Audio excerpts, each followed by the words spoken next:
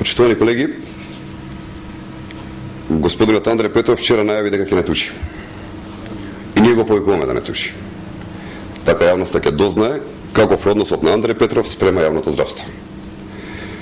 Така ќе се потврди дека Петров и должи на пари на државата на чиј што грб се школувал.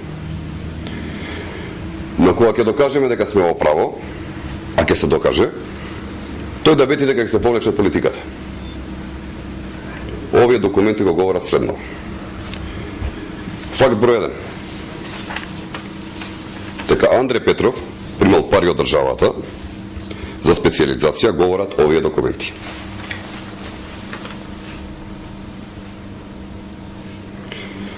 Првиот документ, каде што пишува, цитирам, врз основа на член 35 од статутот на ЈЗО Клинички центар Скопје е донесена следната одлука: на доктор Андреј Петров му се одобруваат средства за упис на втор семестар на постдипломски студии по дерматовенерологија.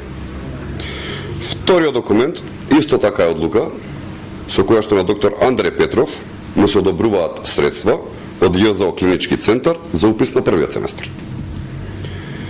Овие два документи покажуваат дека доктор Андреј Петров примал пари од државата за специализација. Факт број 2. На овој документ, од кој се гледа дека на 10.5.2000 година Андреј Петров положува специјалистички испит. Во член 50 став 3 и член 52 став 1 алинеја 3 од колективниот договор на ниво на ЈЗО Клинички центар Скопје од 31.7.2003 година пишува: работникот во КЦС кој ќе добие одлука за право на специализација или средства за постдипломски студии е должен по нејзиното завршување, односно магистрирање, да остане на работа најмалку 5 години. Андре Петров не го прави тоа. Тоа се гледа во фактот број 3.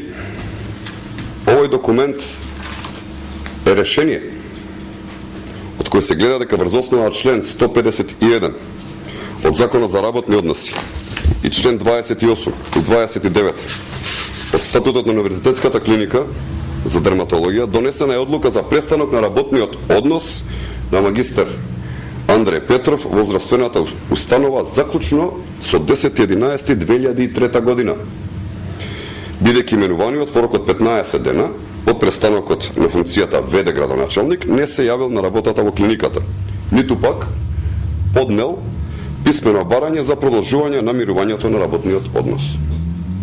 Ова решение со подпис и печат на надлежната институција. Тоа значи дека Андре Петров не се враќа на клиниката да си го доработи периодот кој што му е потребен, не ги враќа парите кои што му биле дадени за специализација. Туку се вработува во приватната клиника Ремедика. Ева ви уште еден факт поврзан со тоа. Тоа се гледа од овој документ, каде што доктор Андреј Петров со негов подпис и печат на 15.7.2010 година издал докторски наоди на пациентот. Петров ја останува должен на државата за полагање на специјалистички испит. Почитување. Андреј Петров е фатен на дело. Андре Петров грубо и безобразно лаже. Ние не мафтаме со голи бројки, ние покажуваме документи од официјални државни институции. Што од ова не е јасно, доктор Петров? Господин Андре Петров, наместо се заканувате со тужби, одговорете зошто ја злоупотребувате државата и јавното здравство, на чиј што грб се школувавте. Колку ли места зафативте на честни и перспективни студенти, само затоа што вие сакате да се школувате на грбот на државата. Одговорете и на јавноста кога планирате да ги вратите парите кои што ги должите на граѓаните на Република Македонија. Јас ќе ви ги покажам подоцна документите, можете слободно да ги снимите, да ги видите, да се уверите во нивната веродостојност. Повелете ли имате прашање? Да, повелете. Значи, ладата опени Јовгени Соросена и Грозана Лапетомане дека вршат притисок врз граѓаните, одејќи од тука до тука и собираат матични броеви, така што имали се.